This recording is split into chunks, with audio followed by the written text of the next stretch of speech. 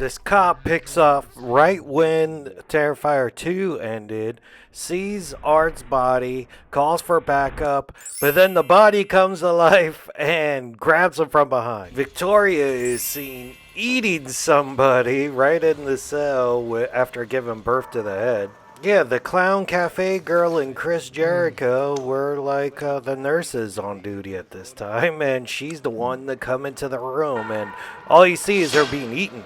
And then his body goes to the insane asylum to meet up with his newly born head. Victoria's that strong to pick him off the ground by his mouth, this former AEW world champion. And then they both sort of rip him apart. This only makes sense that it happens on the Halloween night. Because what? His head attaches back to his body. He must have like a year-round bus pass because Art loves taking the bus in this one, dude. He rode the bus like 3 times. And it only makes sense for Halloween night too, because how the hell else other people gonna be like, what the fuck is that? They must be going to a Halloween party or something like that. They actually found an Art the Clown cosplayer on the same bus, and then the next scene, Art has like his new fresh threads. You're like, oh, all right, cool. You unlove that guy and got some new clothes. Victoria and Art go to a safe house, and then she does her Bob from SLC Punk impression.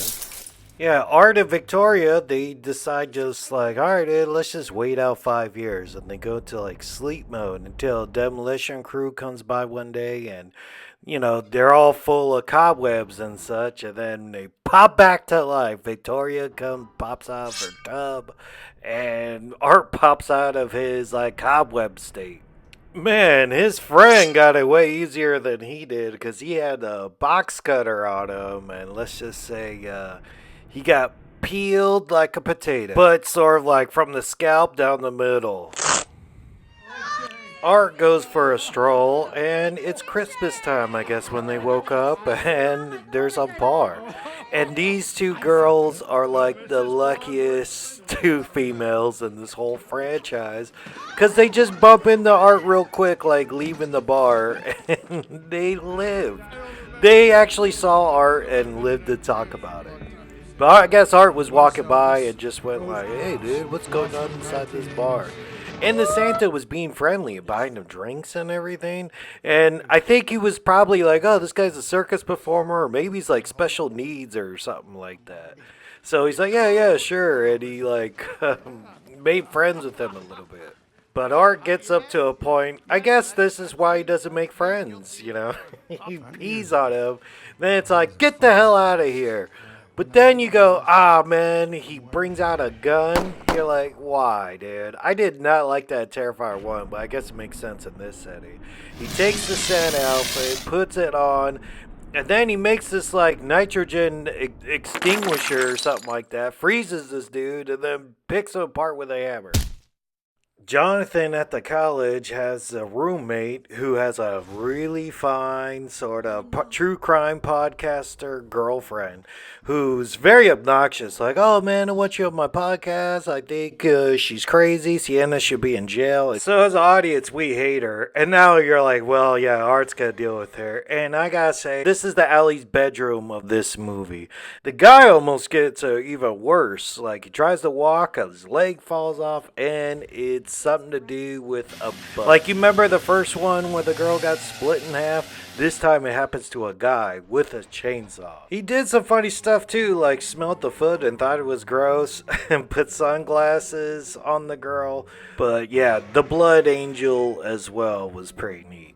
So Sienna went on a solo mission to go get that sword, but she goofed and left it under the tree and fell asleep. Oh, the mom gave her like Xanax. But still, dude, she fell asleep. Sleep with that sword underneath your pillow, dude. Art the Clown comes to the house, beats the hell out of her, and then you see the body of the dead uncle, knocks her out with a mallet.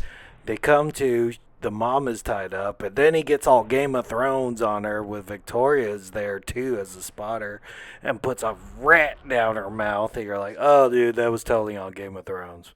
They unwrapped the cage and said, "That's Gabby's skull." Then they went, "No, dude, she's right here. But if you put glasses on the skull, that's Jonathan." I don't think they killed this fool like off screen like that. Yeah, you could have messed with him like, "Hey man, a lot of people wear glasses. I can't tell that's him." Or he's like, "All right, we gotta break down their spirit so I can eventually possess her."